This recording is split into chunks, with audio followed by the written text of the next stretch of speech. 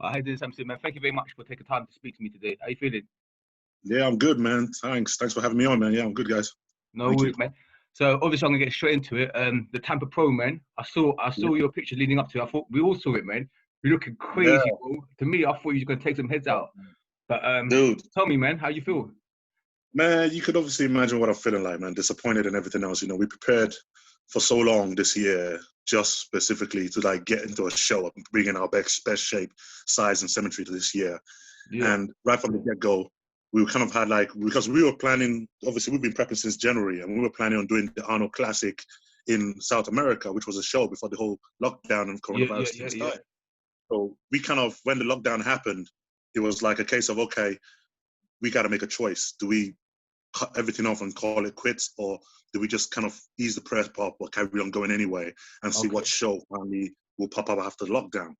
So we went with the idea of, okay, you know what, stay focused, ease off the prep, but carry on prepping anyway and just stay focused there. So show after show, they just kept on canceling it. We kept on being 7 weeks out, 4 weeks out, canceled. 7 weeks out, 4 weeks out. And it went through from April, May, June. And it was like, God damn, you know, and it was just getting to the point where you're just thinking, man, is this actually going to happen? Yeah, So eventually things started looking up, and then we like, okay, first show looking like it's going to be Tampa Pro. So we were like, okay, that's it.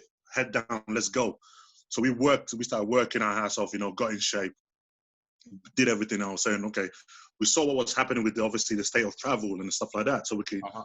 literally, I think we were about 8 weeks out, we started hunting down information from the US Embassy, like, look, what do we need to travel? What do we need to do as a professional athlete? You know, I heard that certain professional sports are exempt from traveling.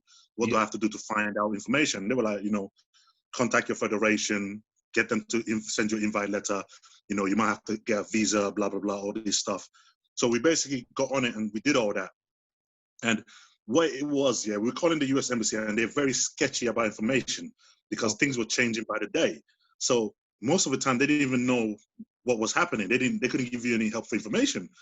So we started calling the Homeland Security in the USA, saying, look, this is a situation, you know, what do we have to do to get to Tampa to compete? And they basically saying, okay, you know, contact your federation, let your federation contact us. We'll give you a letter to say, okay, you know, let's go. So we did that. Yeah, And, you know, we jumped through the hoops, did everything over, said, okay. Then we even called British Airways, say, look, this is a situation, you know, we've got the letters of invitation, we've got letters from Home Office saying we can travel for the show. Can we book the flight with you and go from there? And they said, well, if you've got that, you know, you've got your visa, you got your approval, we don't see a problem, go ahead. So we booked the flights, we booked the hotel, we're like, okay, this is it, let's go. So so day of the you Tampa paid for Pro, everything, yeah? yeah, paid for everything, like Oh shit. ready, let's Okay. go. So day of the time, the Thursday where we're flying out for the Tampa Pro, we're like, okay, let's go, let's get on. Yeah. Get to the airport, checking in for the flights, and they say, oh, just 1 minute, we just need to call somebody from the US Home Office. So they come over and they said, oh, you don't have approval to travel. I'm like, what do you mean? Look, we got all the paperwork, we got Yeah. everything here. We've been doing everything you guys asked us. They was like, oh yeah, the home security in the USA hasn't told us that you're coming, Oh, so we that's can't allow you to go. So I'm like, so you know, what's that got to do with me? Because I've done my part and I've shown you everything else. If they haven't spoken to you, don't you think you do get on the phone to them and find out? Look, this guy is coming here for a show. He's got his thing. Do what do you want us to do? Let's let him go. And basically, the guy in there, but he was just unhelpful, man. He shit. didn't want to know. He wasn't interested. You know, I don't know what it was, but he just did not want to help out at all. Yeah. So I'm like, I'm in tears at this point. I'm thinking, look, I've been You would have working been so pissed, hard. man. You must have You been know, pissed. I'm thinking, come on, man. You know, at this moment, I'm already thinking, you know, cool down. Don't lose anything. Don't give them the benefit of that because they're going to kick you out of the airport and they're going to freaking, you know, make a scene. So I'm like, look, just calm down. Just speak to him. So I'm trying to talk to this guy and I'm trying to explain to him, look, this is a situation. Look, this is not something. I didn't just wake up yesterday and say, oh, I'm going to fly to America. Yeah. I've been planning this for over 8 weeks. You know, we've been talking back and forth. Look at all the letters. Look at all the emails going back and forth. This wasn't a last minute thing. He really didn't want to know. He was kept Yeah. on going, you know, they're all saying, oh, yeah, that's the best I can do. I can't do any more than that. And Yeah. I'm Yeah. like, Yeah. you can't pick up the phone and call your people and just say, look, this is what the situation on the ground is. What do you want me to do with this guy?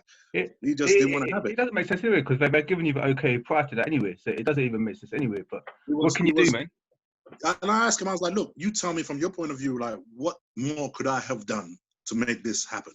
He was like, no, it's not your fault. You did everything you're supposed to do, you know, but we have to have permission in order to let people fly.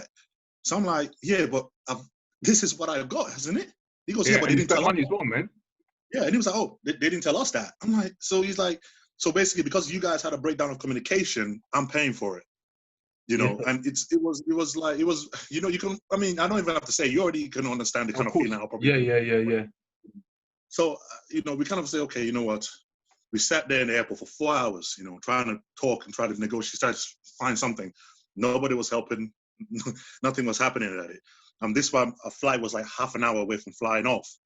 So we basically say, you know what, man, the reality is dawning that this ain't going to happen. Yeah. So on the phone, cancel the flight so we could get a refund back. You know, try to just kind of like, look, try to salvage what we could from that situation. Yeah. So by the time I go back home, it was just crushing, man. I mean, we're thinking, God damn, I mean, what you know, when you're in a position where if you did something wrong, you'd be like, okay, I know I made that mistake. You can admit it. That's right. Yeah. When you're in a position where you've done everything you could do and it's completely out of your hands, you're sitting thinking, I can't believe this. Like, you know, I feel you, man. I feel you. But me personally, I believe everything happens for a reason, man. And even that might not happen when your next one or whatever. You might even get better or whatever. But with that being said, man, I've got to ask your opinion, obviously, as a fan. So, Labada coming looking crazy. Ian kind of left the door open. How you feel how you would have fit in that lineup? No, you know what? When people talk about shows and stuff like that, man, I ain't even gonna play all the nice guy and say, "Oh well, you know, I could have." Why should you? Man, dude, if I turned up that stage, I would have ripped it up. There's no even question about it. I would have won. I don't, you know, anybody can say, "Oh well, he's arrogant." I'm like, no, I know what package. No, fuck that, bro. No, I know. That's a fighter's attitude. You have to have that. You know what I mean? I know. We watched the show, so we looked at it, and when they came out, I'm like, what the hell? You know, and I'm feeling like, you know, I'm thinking, I'm not going to say nothing. Okay, don't say nothing. We're looking at each guy and we're thinking, okay. And Labrada, I got to give you Labrada, he did look the best amongst all of them. He deserved to win cleanly, and I take that away from him. But at the same time, I'm like, nah, you can't hang. No, you wouldn't beat me. You wouldn't hang with me. Nah, I don't care. Anybody, they can all say what they want to say, but I'm like, nah. I'm just like, it's not going to happen. You know, I'm like, yeah. So it was a frustrating feeling. It's a frustrating feeling because you know that you can look at pictures, you can look at videos, until you see two guys stand next to each other. Yeah. You really can't judge it. I agree with that. But then I look at his strong poses and I look at my poses and I'm thinking, even pose for pose, I can break it all down and put our pictures next to each other and go and look at it and go, nah, it just wouldn't have happened. What do you mean your strongest poses? I really like Abba fight, man. At this point, Abantai, I mean, I've never been beaten at Abantai pose. Yeah, your Abba fight is crazy. It's unreal, man. Yeah, so that's always one strong pose. And front double bicep, I hit it with a vacuum, which hardly any open guy does. Yeah. Side chest, strong pose. You know, I can only tell you the two poses that might even be one of my weaker poses, which we've worked on all year, is the back double. You know, the back double bicep.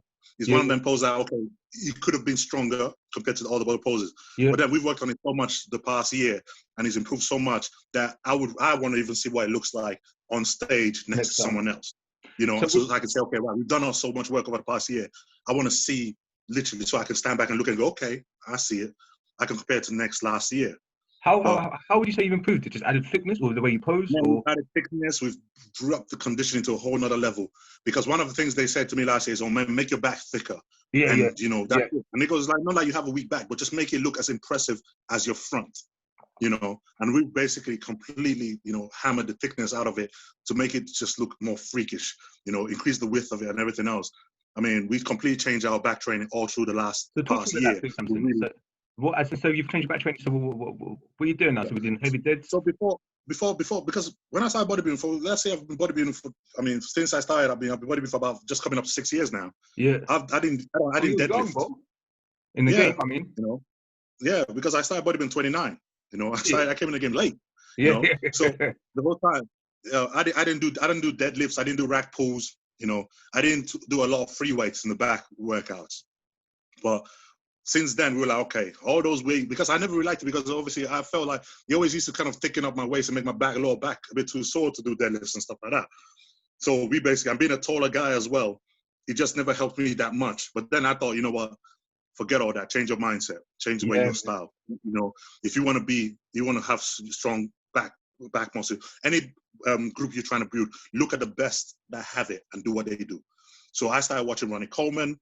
Yeah. You know, I started seeing the way he trained his back, and I'm like, okay, that's what I'm doing. So, Dorian, same thing. you know, start rack pulling, start deadlifting, you know, start going all free weights to the back, start really pulling the crap out of it, you know, trying to really increase that. And very, very quickly, it started improving. Very quickly, even people were looking at me going, God damn, what's going on with your back? It's already, Yeah. I'm like, because I'm doing something I've never done now, you know. And very quickly, we started seeing that improvement come in.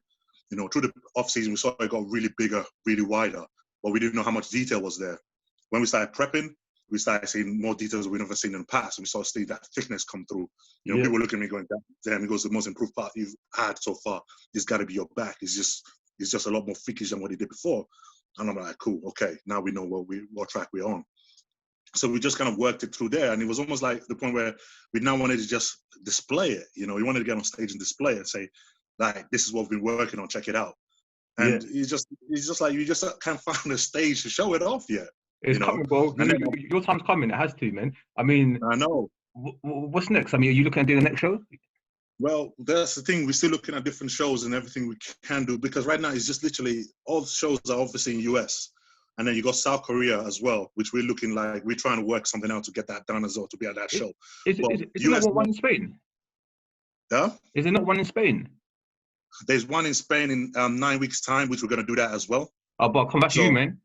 Yeah, so for me right now is my mentality when going through the whole lockdown bit and I was prepping and show was getting cancelled after cancelled.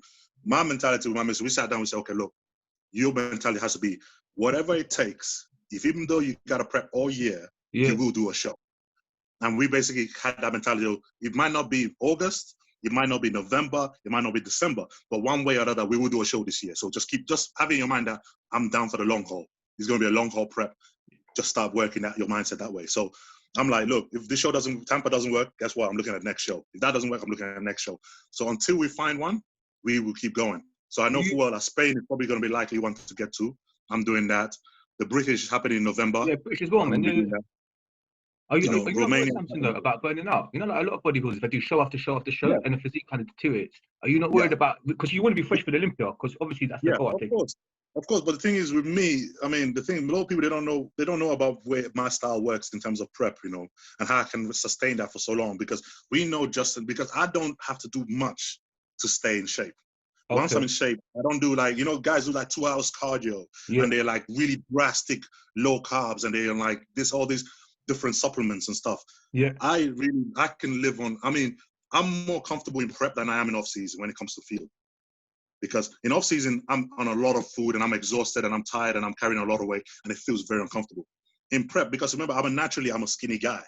Okay. You know, I was born naturally skinny. Yeah. So when I'm in shape and I'm putting my body down like that, it doesn't take a lot for my body to respond and sit comfortably around that part. So most guys, I mean, I'm still on like pretty much throughout my whole meals, I'm still on 200 grams of carbs, you know. Per meal, yeah? Yeah, I'm still on high carb. I'm still thinking, but I'm getting in shape, and this is it. So I don't have to suffer as much as other guys suffer to get in shape. Don't get me wrong, it's still hard. It's still hard and it's still drastic, but I'm still kind of backing it off where I can still have cheat meals all the way through the show. That's amazing. Every Saturday I can have a cheat meal to stay all the way to the show because my body just responds quite well to that. And same thing with supplementation. I don't have to push anywhere near as much as what these guys do to get in shape, to stay in shape. So it's comfortable for me. And then every time we have now if I'm looking for Spain in like 9 weeks time, I'll take a break for 2 weeks of just only for mentally to kind of rest off and everything else. And then I'll get back on it for another 5. And then there we go, we're ready again. And we've been doing this since January. This is how we've been able to keep the prep up all this long. And to be fair, if I look at your pictures, you look crazy, bro. I mean, I don't have pictures, but just from the pictures that's in Instagram, well, you nothing. You just got tighter and sharper, man. Yeah, and we keep getting tighter with each disappointment. We get tighter, you know. So it's almost like it's working to our advantage and more they disappoint us. Because I go back to the gym pissed off and I kill myself just to burn off that frustration. Yeah. And be like, okay, next one. So everything kind of is still clicking together, and I know that eventually everybody burns out. No matter who you are, eventually you burn out. Yeah. And being mentally, being physically, you will burn out. It just will happen. But my mentality is if I can hold it together all the way to December this year, then I can have a big ass break next year and not have to focus on a lot on more show. And then I can do a show towards the ending of next year to kind of keep myself fresh in that sense. But my idea was this year I'm gonna suffer it and I'm gonna endure the pain of it. If it means I can get to my goal at the end of this year, I'll endure that total of it, you know. So that was basically. I think for you as an outsider looking in, where you are, you just need one breakout show just to get your name. Because I feel you're too much in the background. Because your physique and your name are not equal. Your physique is crazy, bro, but your name is a little bit behind. So you just needed that one breakout show to push you into the limelight. It's been like this for me right from when I started bodybuilding. You know, I started bodybuilding in 2014.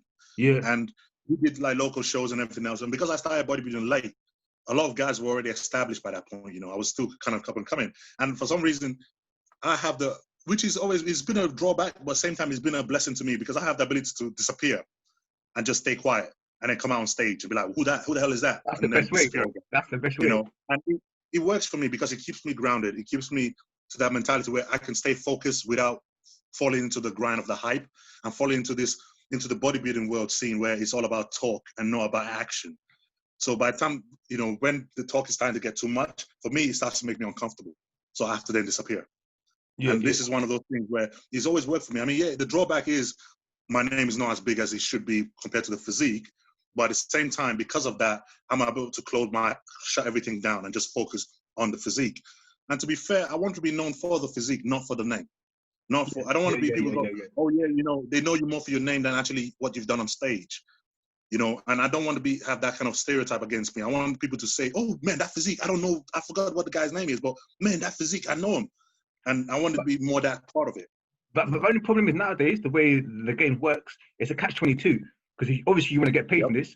So the name has to match physique. And it's an advantage for you where the physique matches the name once you get your name up to that level. So I'm sure, bro, your next show too, I mean, everything should even out.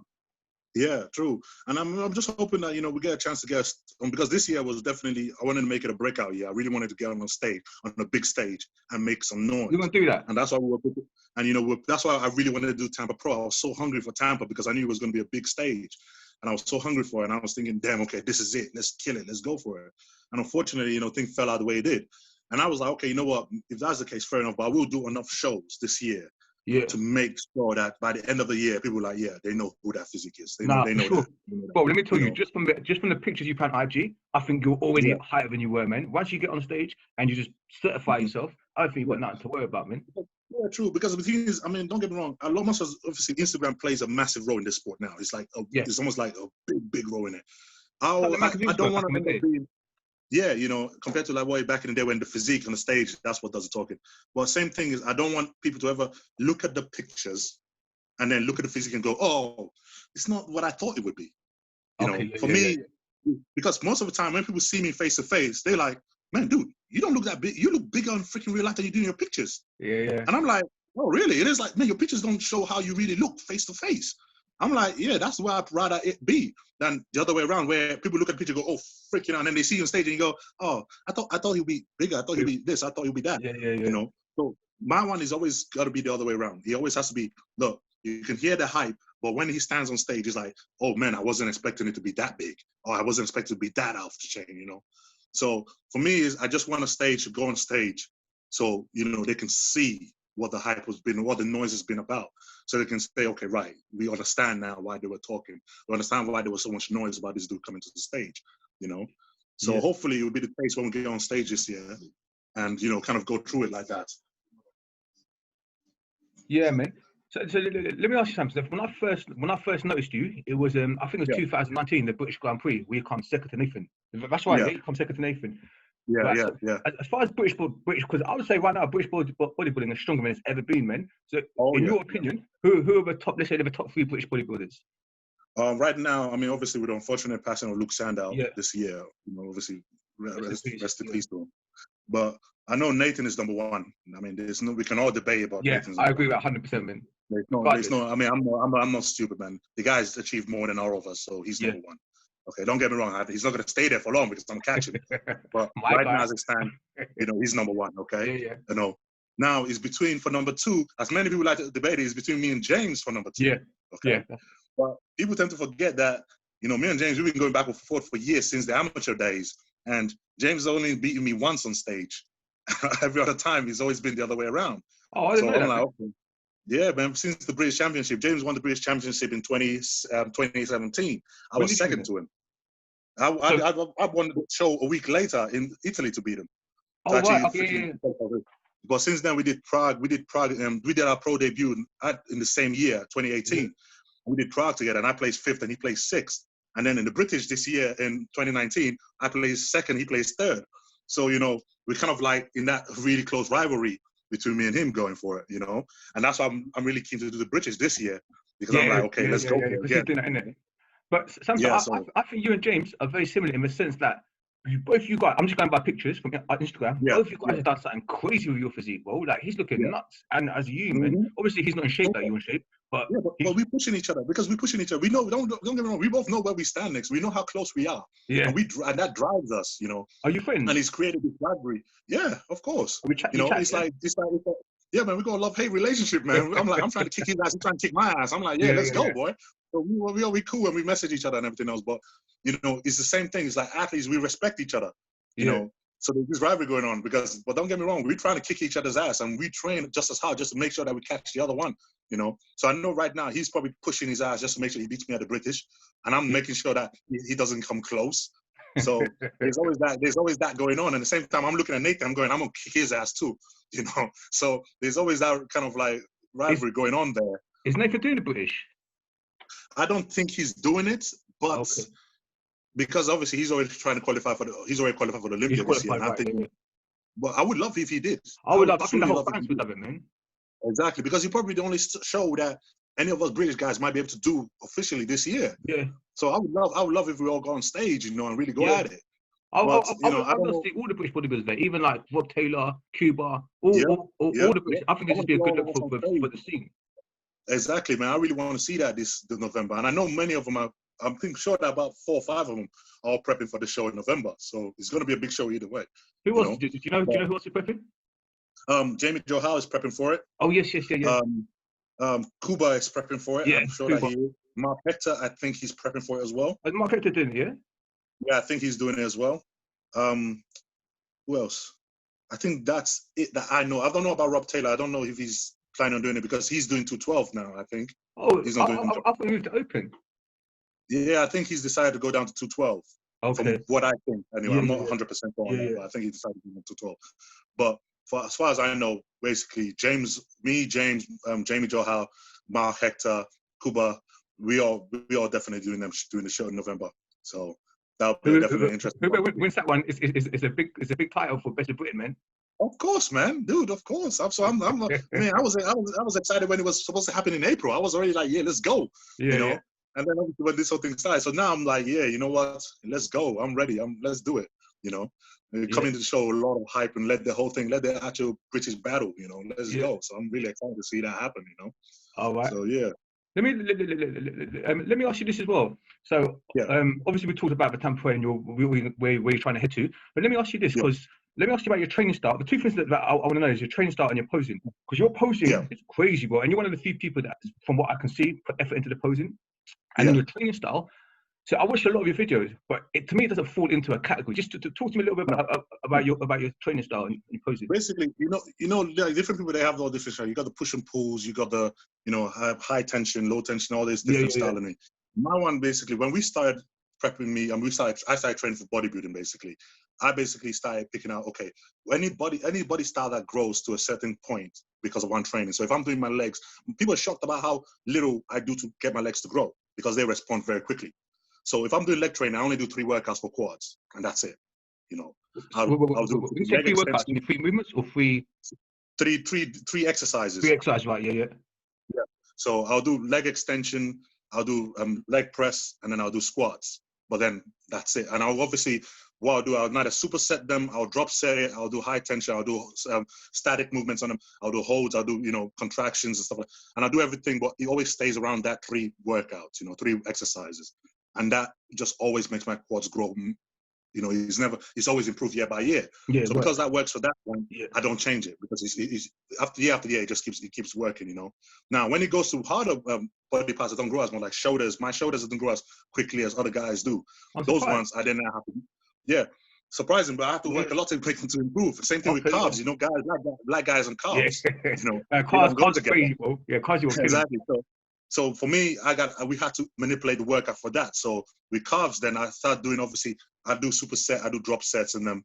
But what I tend to do is start doing more isolated movements and very extremely heavy weights, you know, because I always feel like with me, it has to be heavy weights over a long period of time under tension, you know. Sorry, say that again. So if I'm for shoulders, you do heavy weights or calves? for shoulders, for calves, any muscle group that I have that are lacking, Okay. like calves, shoulders, and stuff, Yeah. I always go extremely heavy for over a long period of time. So if I'm doing shoulder press, you'll be as heavy as I can go for 12 to 15 reps, you know, trying to really maximize that time and attention and burn them out deep, you know. And then I'll focus on more on the free weights and the heavy stuff for shoulders. And then I'll end it off with more machines and isolative workouts after that. so it's a Samson. So for example, when you're doing shoulders, let's say you're doing a shoulder press. So you go as heavy as you can for 12 to 15, but does that include, so would you go like as heavy as you can, maybe only get 8 reps and a drop set or rest pause it? Or would you go heavy you can for straight 12 to 15? First I start off going heavy as I can for 12 to 15 reps. Yeah. And then the week, I'll do that for as many sets as I can push out. The more I start getting tired after each set, then I start dropping down, or I start dropping the reps down, or I start doing more pauses and slow release and isometric tension and stuff like that to kind of balance that out. But I try to keep the weight heavy as I can throughout the whole workout, you know. That's interesting to me. So that means on a shoulder, so just take shoulder press example. So how many sets would you do on average? Working sets? I'll easily do 10 sets. Working on a sets, press alone. Yeah, 10 working sets on it alone, you know. Okay. Because I know what it takes for you to actually respond. I know how hard it takes for you to finally not just to actually get to really actually stimulate in that sense. Yeah. And I know for just doing like a simple, especially muscle groups that don't grow that quickly, for me to do like a simple 4 to 5 sets, it feels like the shoulders are just waking up at that point. So I really have to push it to the next level for it to actually be the point where I can barely raise my shoulders afterwards for them to actually feel like, okay, yeah, they work now, they're done. Shit. You know, I got shoulders after this, man. I'm gonna try that. That's crazy to me, bro. 10 to 12 working sets, yeah. Yep. So start the first 2 sets will probably be light, just warming it up, and then from that point on, bang to the heaviest weights. And then just start pushing it. When I can't push anymore at that heavy weight, I start reducing the reps. I start putting the pause at the top or pause at the bottom, or the slow isometric tension in it. Yeah. I start putting all those little things like drop sets and stuff in it, just so I can still keep the tension of the workout up. And then, would you do your week body parts more than once a week, or just once a week? No, before, especially like something like calves and shoulders, I used to train twice a week. Okay, but then when I started putting in this program into it, you know, the thing is, it's not how well you train them, it's how well they can recover from the workout. Okay. Absolutely. And I know some people, they put a week body part twice a week. But the thing is, when I kill my shoulders once a week, if I try to put another training session in there, they'll be too damaged to even try to even figure it. They have to recover. Because your nervous system must be fried. Exactly. So that's why I can only train a muscle group once a week. You know, I can't, no matter how much I try, I can't push him in there. Don't get me wrong. There might be a day where I might, like with shoulders especially, if I train in the beginning of the week, towards the weekend, I'll probably do like a simple pump up with like flies or something when I do chest workouts. Yeah, I was gonna say. But it'll be literally a simple pump up. It won't be any sort of massive tension onto them like that. You know. Okay, and you're posing how? Because if you don't mind me saying, when I watch you pose, it does kind of certain movements. How you do them? It reminds me a little bit of Kai Green. Not saying you're trying to beat up Kai Green, but I can definitely see the influence there, man. No, so of course, because you got to remember, if you look at the time when I came into bodybuilding. Okay, let me just tell you, I started bodybuilding in 2014. Okay, before then, I didn't know anything about bodybuilding. I'd never watched bodybuilding. I've never seen bodybuilding. I didn't know anything. I only knew one friend that was a bodybuilder. I think Chris Jones, and he owned a gym, and that was it. Yeah. So when I came in, and I was like, okay, I'm going to do this sport. First thing I did is, okay, get YouTube up. Let's watch what bodybuilders do. So then the 2013 Olympia just happened. Okay. So I'm watching YouTube. So I'm watching who's the first posing guy I see in 2013? Kai Green, yeah. Kai Green. Yeah. He comes out, he completely destroys the stage. And I remember that. He come out to the Nicki Minaj song. Oh yeah, you see? So I'm looking at it, I'm thinking, dude, I'm gonna watch that dude left, right, and center, and I'm watching him. And then after I finished watching him, I started going back in history. I started watching, okay, when was the next era of guys that were posing? So you have the Melvin Anthony, you had the Flex Wheeler, you had the Sean Ray, you had the Kevin LeBron, you had those guys that put a lot of effort into their posing. So I started picking up all their styles. I started watching all of them. So now when I do posing, people can easily look and go, oh, I've seen a move from Kai Green, I've seen Sean Ray, I've seen this guy, I mix all their styles together to make up my routine. Okay, because I'm influenced. I'm influenced. They influence me. We all do. So of we all course, get people, man. you know. So of course you're gonna see when you watch my posts, you're like, that's a Kai move. Oh, that's a thingy move. I'm like, yeah, because that's where I got my inspiration from. You know, something with Labrada. I watch all these old school guys, and I pick up when I do a routine. I basically mix from different guys and put it together and say, okay, I make my own style of metamorphosis of all of them together. You know. Yeah. So another thing as well, I noticed that I think it was on your Instagram or maybe your YouTube. You said you do posing coaching. Yeah, I do. You know, so because obviously we know posing is lost art now. It's almost like it's always secondary thought to it. Yeah. And for me, one of the things when I started watching bodybuilding, like first time, when I saw the guys come out on stage and they were posing to that, it just looked epic. You know, to see a big guy to move so gracefully and so wow. And he wasn't just kind of like flexing off and just showing us muscular up and down the place. But guys that can be one way and then next minute be the other extreme of being graceful at the same time. I was blown away by that. So for me, I felt like I wanted to embody that. So when I kind of had guys obviously saying, man, I love your posing. What do you do? I try to teach them that knowledge of it and saying, look, bodybuilding is not just about having big muscles. It's about having that, but being graceful enough to show that you're just as flexible, you're just as graceful to move very smoothly, like without, like almost like you're gliding on water. Yeah. And it looks very impressive and very beautiful. And I try to kind of teach people that idea of posing and not just, okay, hit this move and then hit this move and then hit this move. I mean, I try to make them see, okay, how do you get from front double bicep all the way to back double bicep to side tricep and make it look completely effortless, you know? And that's why I try to teach them and try to show them their moves and stuff like that and how they all linking together to make it look professional. All right, so let me ask you this. Would you say you could teach someone that is very ungraceful and make them look graceful? I'd say I can. To a point, it has to be natural talent. Yeah. You can show them, say, okay, copy this. And they'll only look as good as so far if they don't have that natural ability to kind of, flow that way. Yeah. But at the same time, I've had big guys before that you would think, you look at them at the start, you go, oh man, there's no way this guy's going to be able to move.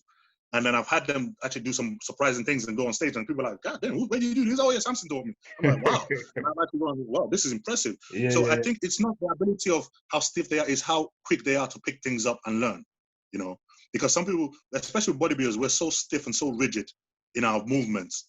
And, we've always kind of had like a rigid style of moving, and trying to break that mold to get them from being very rigid to very more fluid is the hardest bit. The quicker they can break out of that being so rigidness and walking so stiff, the quicker they can break out of it, the more easier they are for them to teach them posing. While some guys can do it very quickly, some guys can't. You know what? I'm about 8 weeks out. I'm at Holly, and with this, but you know what? For me, I think it's my confidence. I just feel I don't mind doing the mandatories, but that free posing, I think it's my confidence. But I'm going to Holly in a couple of weeks, maybe we'll do something. Well, the thing is, you saying that, right? But confidence, when I first started wanting to decide to pose, I didn't have any confidence either. I've watched what the guy's done, but I've never done it myself. I don't know why people think. But when you start doing it over and over and over and over again, you just start to understand, okay, this is what I'm doing. And then the confidence comes afterwards. It doesn't happen when you first do it. It always happens after you've given it enough try, after you failed a few times. Then you become comfortable. And then you start picking it up, and then your confidence comes afterwards from it. Because guys always say, oh man, how come you're so confident on stage? I'm like, yeah, on stage, I'm freaking scared. On stage, I'm shaking. On stage, I'm like, holy crap. Are you shaking, yeah? Oh man, on stage, everybody's like, on stage, I'm like, oh my God, this is the same feeling that every single person feels before you go on stage. The same thing I feel. Some bodybuilders do look nervous, but you're not one of them, man. Like when I watch certain pros, they do look nervous, but you look very comfortable. Because it's something that someone told me before I actually got on stage the first time. He goes, look, people can't see nervousness. What they can see is what you show them when you're nervous. So it's like a fight. You're right. It's like when you get in a fight. Yeah. Exactly. So if you pretend enough, they can't tell the difference. Yeah, it's fun. When you're nervous, just remember, is what you do when you're nervous that tells people you're nervous. If you just act it and play a role and change your mindset and think, okay, look, I'm going to be on stage. I'm going to play the role of this bad, hungry bodybuilding guy. I go on stage and I play that role, and people go, oh man, damn, he freaking wants it. If I want to play a graceful guy, but I'm going to play the role of this somber, graceful guy. I go on stage, I play that. No, that's what they see. So people only see what you show them. But guess what? Behind that, the nerves are there just like everybody else. They are there just like, you just have to practice enough to pretend. So when the time comes, you've practiced so much that is second. It becomes second nature to me. You don't have to think about it. Yeah, So the nerves, because there's been time where I'm backstage and we're about to go, my routine is about to come on, and just like everybody else, my mind just goes blank. I can't remember what my routine is. I can't remember what the pose is. I can't remember anything. I'm shaking. I'm thinking, oh crap, what song did I pick? What routine? What? And even though I've practiced all the way to the show, I can't. It's your mind just, the nerve kicks you. You can't remember anything. And then I walk out and the music comes on, and automatically, because I've practiced it so much, it becomes like, it just becomes automated. It just happens. So this is it when I tell people, practice a lot, because then when the body becomes second nature. How much time would you spend practicing leading into the show? Oh man, I pay 20 minutes in the morning right after cardio. I practice posing. 20 minutes in the evening after I finish training, I practice posing, and any time in between. Oh shit! So all day. Yep. So anytime I get opportunity in front of the mirror, I'm like, yep. Practice. Correct me if I'm wrong, but you work a full-time job, yeah? Yep, I do. You're on it. So, you're not stopping. Yep. So because even when I physically can't move, I put my headphones on and I'm listening to music, and in my head I'm going through the routine. I'm playing it on my head. Okay, this pose moves into this pose. That pose moves into that pose. So you practice it constantly, and it's like it becomes even irritable. It just becomes like you've done it so much, you're like, oh freaking, here we go again. But it has to get to that level where you've just done it so many times that you're just like, oh yeah, it just flows out of you. Like you're thinking. Because when it's like that, believe me, no matter what the circumstances is when you get on stage, you automatically just do what you're supposed to do, you know. So that's why I tell guys, you have to practice a lot. You have to practice a lot. And you know, it's very impressive coming from you in the sense that it's easy for pro bodybuilders to say, oh, you got to practice morning, night, day, but that's all you do. Yeah. When like normal people, we got jobs to go to. But when someone like you, it's then boom, I practice morning, day, night, and I'm still, is it a 9 to 5? You're still doing a 9 to 5? Yeah, 9 to 5. I still do my 9 to 5. So you wake up 6 o'clock in the morning. Like when they call me, I wake up 6 o'clock. Yeah, man, dude, bro. For me, that was inspiration for me because, you know, when I was coming up, they were saying, I was hearing things like, oh, you can't be a top level amateur if you're working a normal full job. And I'm like, what's stopping you? So I obviously saw Ronnie doing a full-time job and being a Mr. Olympia. I'm like, well, if he's done it, obviously it's more than doable. So I'm like, no, I'm not going to believe in that whole tale of, oh, you have to be this, you have to be a personal trainer, or you have to be this in the industry before you can get this. I'm like, nah, I'm gonna do it from what I have, my perspective as a normal guy. I mean, I work in construction, so I'm on my feet all day. That's why you get lean so much, bro. It's exactly, man. All day, and I had to adapt my diet. I had to adapt everything to match that lifestyle, you know. So for me, it's like, look, if there's a way, I'll find it. You know, I'm not just gonna rest on my laurels and say, well, you know, it's hard for me, so I can't do anything about it. That's all. No, I'll find a way to make it happen. You know, so that's my mentality has always been that way, and I just feel like we're more held back by our belief of what's possible than actually if we tried. You know. You know what? You know, I believe everyone's got to work with what God gave him. Like you said, like you get ripped very easy, but then you still need to work. Some people just can't do that. Everyone's got. I believe God gifted everyone differently. So obviously, a man like you is mentally very strong, and more power to you. But, and it's also very inspirational for like amateurs and stuff who still got, because you watch the pro bodybuilders, but their lifestyle is unrelatable. Your lifestyle is more relatable. Very unrelatable. Because I mean, imagine me. I'm watching it as an amateur, and I'm thinking, okay, I want to be a pro bodybuilder one day. And I'm watching the day in the life of pro bodybuilders, and I'm seeing them. They wake up, they have a meal, they do cardio, they go massage all day, and then they come train all day, and then they walk around, and then they sleep, and I'm thinking, how that doesn't. I can't relate to that. I mean, I'm sorry, but I just can't. Like, how you're basically telling me that. Basically, you give me the message. I'm going, okay, for you to be a pro, that's the lifestyle. You have to have that. You have to have a massage. You have to have big tissue treatments. You have to have chiropractor. You got to have this. You got to have that. And I'm thinking, normal guys can't afford that. They can't. You ain't got time for it. You can afford it. You ain't got time for it. You can be something. Okay, you know what? Keep bodybuilding to the most simple and basic form. You need to be able to eat a lot of food in the right diet, and you need to be able to train. If you can do those two things well, everything else falls in line. Okay, don't make it more complicated than that. Okay, because when you start thinking about, oh, I gotta have massage, I gotta have a special dietitian, I gotta have a special therapist, I gotta have this, and I gotta have a training coach, and I gotta have, then you make it more complicated, and you're giving yourself a lot of boundaries that you have to cross. But if you keep it to the most simple fact, can you train hard enough? Can you follow the diet? If you can get those two facts down to the T, everything else falls in line, you know. Just be willing to work it. And I felt like that's the same motto I followed, you know, and then it helps me now, because even now as a pro, I'm still working a full-time job. I'm still struggling just like everybody else, normal people do.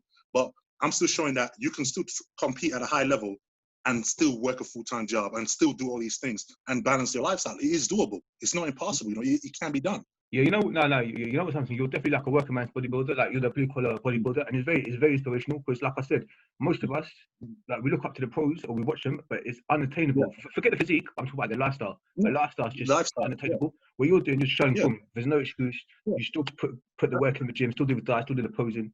So anything's Yeah. possible, man. And it is possible. It is definitely possible. I mean, the thing is, I always feel like every time you obviously on Instagram and stuff, and people kind of like they slag other people off and they say this and they say that and they say about negative stuff. And I always say in my mind, I'm thinking, yeah, but you don't know what someone else's life is like. You don't know their situation. You don't know what they can go through, what they can do, what they can achieve. So why are you telling them this and you telling them something wrong? Just let Yeah, them try. Let them try. You know, if someone says, "Oh, I want to freaking be Mr. Olympia in the next 5 years," and you're looking at the person going, "Yeah, good, no chance of that." But I'm like, well, what's harming him trying? What's harming him pushing himself to try? Well, if yeah. he can try, yeah, go ahead, man. Why Well, not? yeah. So it's We've only got one life, man. You've got to live it. exactly, man. So live it to your fullest. You know, don't let nobody tell you what you can or can't do. And you know, a lot of people say that, but truly, you have to really believe that. You really have to believe that.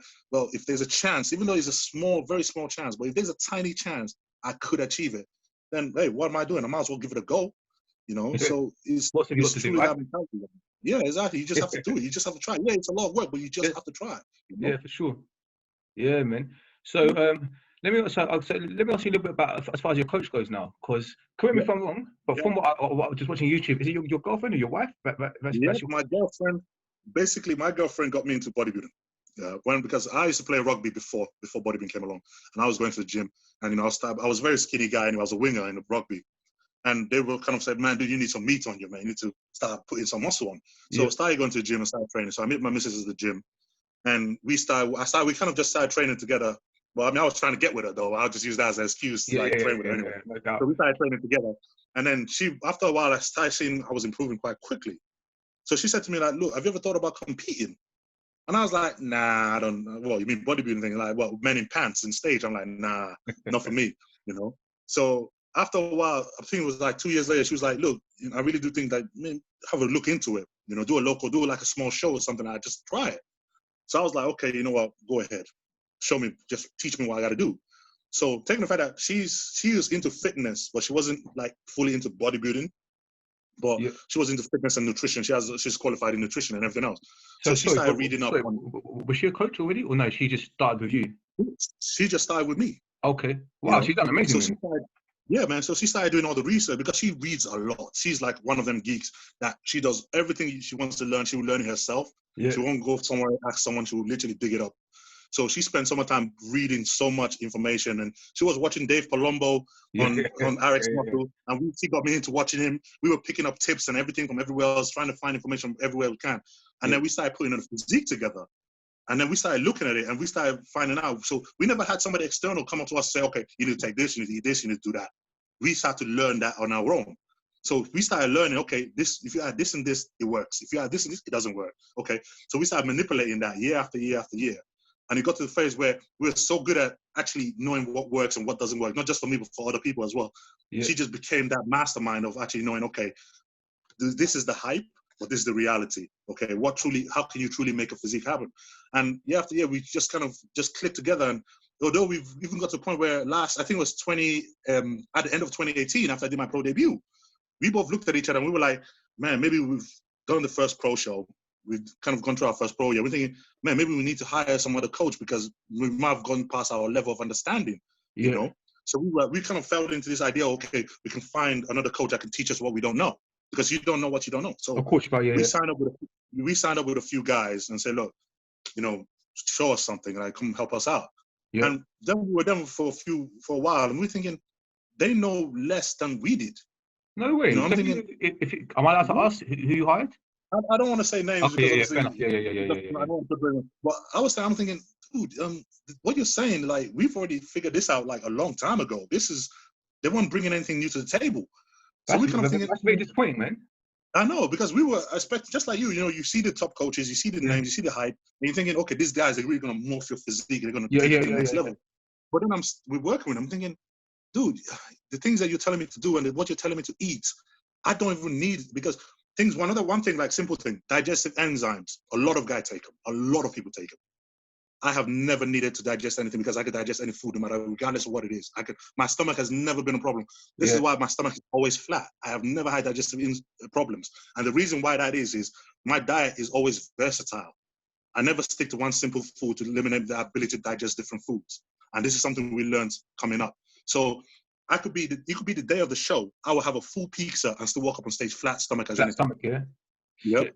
And so when we got with the code and they say, oh, take this many digestive enzymes. I'm like, bro, have you ever seen me having digestive problems? No. Why do I need to take it?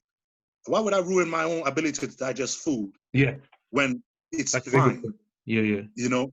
So all these things you start learning and you start hearing what they're saying and you're saying, but I don't have that problem, so why do I need to do that? And you start questioning it. I mean, at first we didn't question it. At first we kind of went with it thinking, okay, they've done it with so many guys, they obviously know what they're doing. But then we were prepping for a show and we're thinking, well, 8 weeks out, we're not getting in shape. And I'm thinking, dude, I can do this. We were kind of like questioning, going, this doesn't look right. You're looking different. It doesn't quite feel right. So we basically cut that off and said, okay, you know what? No, we don't need this. Let's just get on with ourselves. So we carried on ourselves and we came in shape. That's when we brought the package to the British 2019. Oh, wait. So who done that? You and your missus done that? We did that. We did that. From 8 weeks out, we started prepping ourselves. Before that, we had somebody working with us. And then 8 weeks out, we're like, no, we're going our own. And we basically brought that package. I thought you were really good. That was one of your best looks, I thought. Yeah, exactly. That was basically, we kind of like just cut in 8 weeks out and started working for ourselves at that point, So we basically kind of started learning, okay, you know what?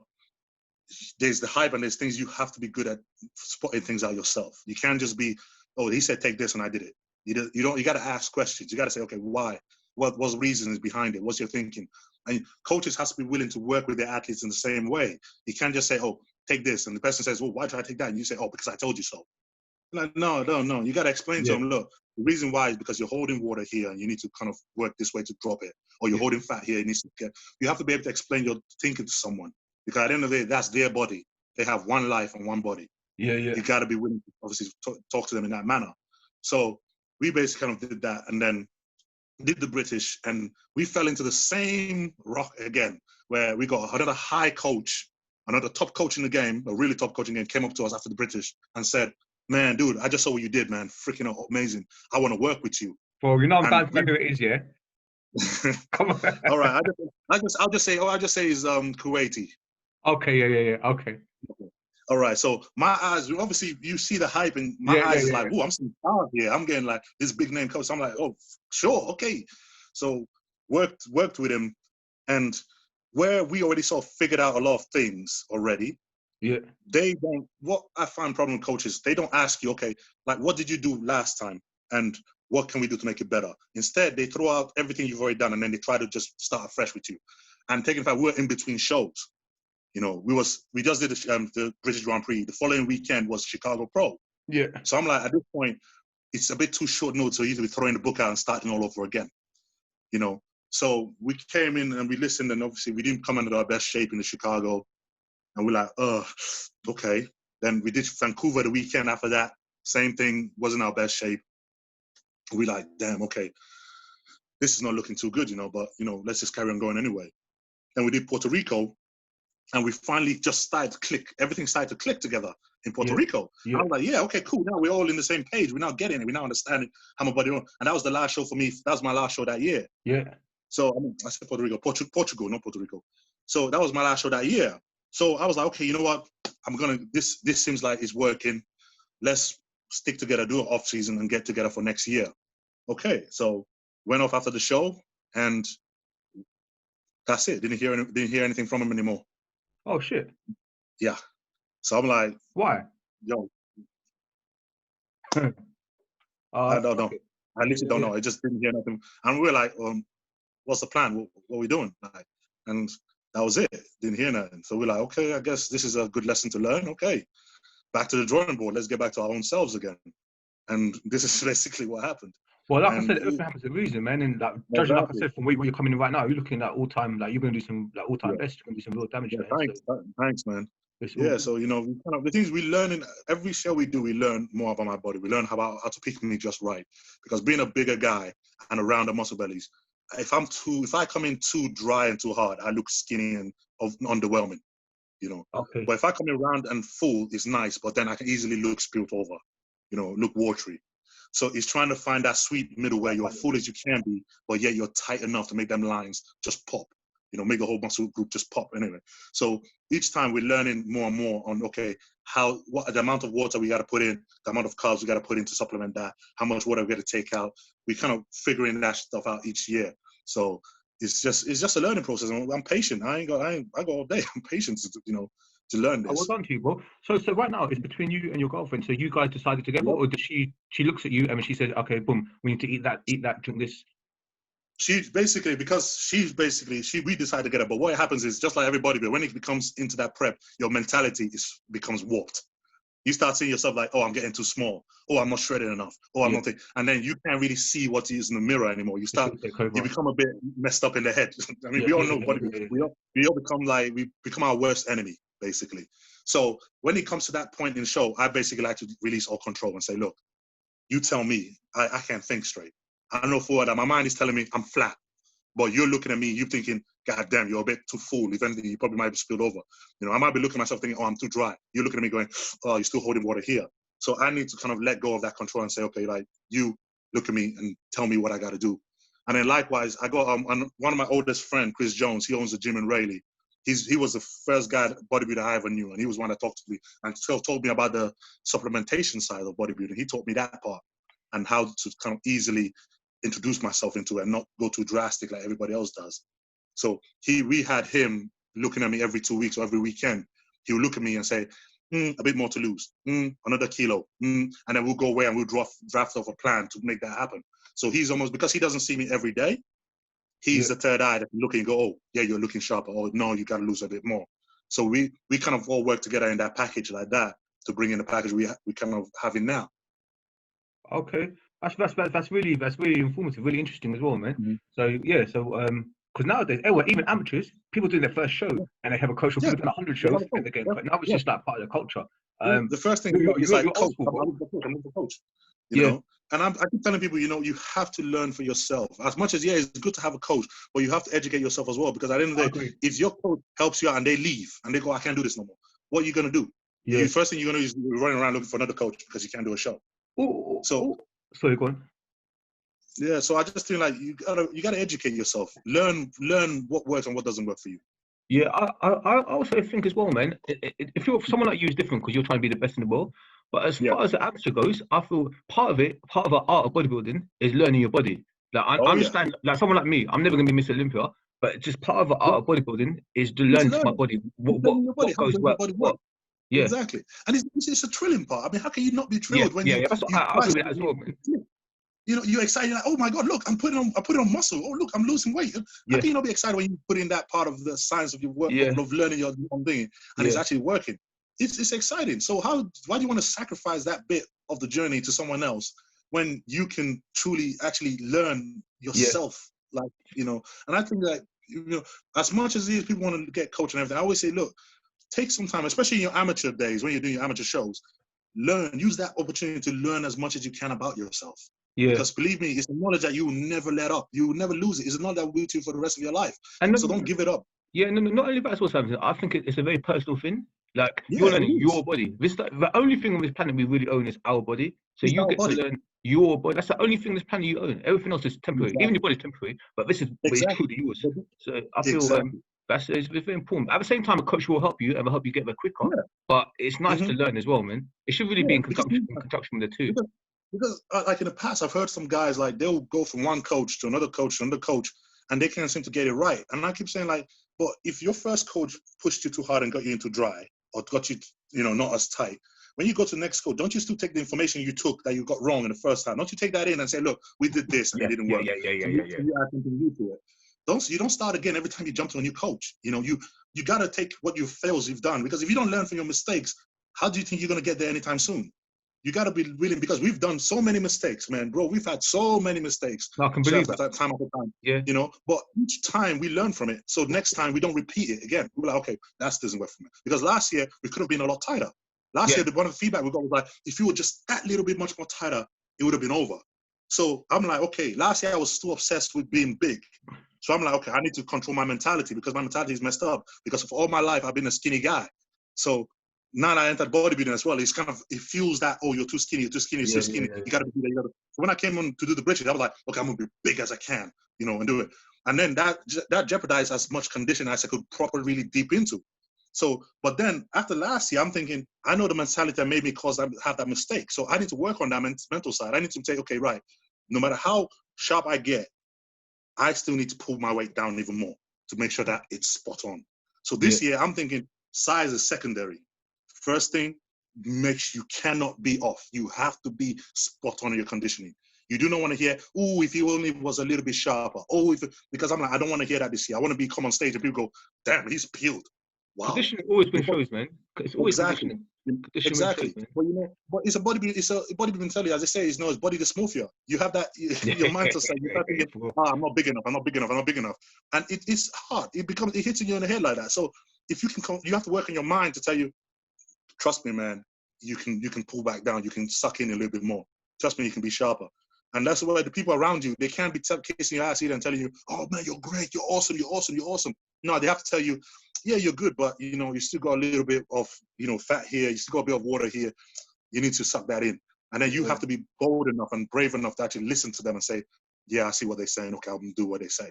Yeah, you know what? I'll agree with that as well, because fake friends both ways. People that obviously hate us, you don't want around you, but you don't want people that's going to kiss your ass. Because then people, you're not going to progress with people like that in your camp. It's very important having a good team, surrounded by good people, man. It's so important having a good team around you. People don't understand that. Because I always say, like, when I put my posts up, I always say we. When I'm saying, oh, we're going to plan on this show, we're going to plan on this. They say, why are you using we? I'm like, yeah, because it's not you. What you're seeing on stage and it's not just my work. I know the people that are around me that are helping me to make that possible, you know. I know the sacrifice they're taking just to see me at my best. So I got to give all credit to them, because if everyone around me, I will fall apart, you know. So I feel like you do have to have a strong team around you, and not the people that are strong enough to tell you when you're wrong, but also good enough to tell you when you're hitting it right, you know. So you got to have that right good team around you like that. Yeah, no, Samson, you seem like a very good guy, man. Good heart. You know, you've got a good head and shoulders, bro. And obviously your physique speaks for itself. We're going to bring this to an end, man. I want to thank you very much for your time. Is there anything you want to say or shout out before I let you go? Yeah, man, guys, just obviously those people that know me, you know, follow me on Instagram, IFBB Pro Samson Dauda. You know, got my YouTube subscription, Samson Dauda IFBB Pro. And yeah, man, as this year carries on, we're just kind of trying to find a stage to get on stage to do a show and actually show you what package we've been working on this year, and hopefully shock the bodybuilding world into seeing something new. But yeah, other than that, man, yeah, I'm good. Thank you very much for having me. It's been a privilege, and I'm truly honored to be here. Now, my brother, God willing, man, you can show the world, man. You can do some big things this year. Man. And I'll message you, but thanks very much for your time, and we'll catch up soon. And hopefully, thank you, bro. Good luck, Samson. Thank you very much for your time, my brother. Thank you. Bye-bye. Thanks, man. Bye-bye.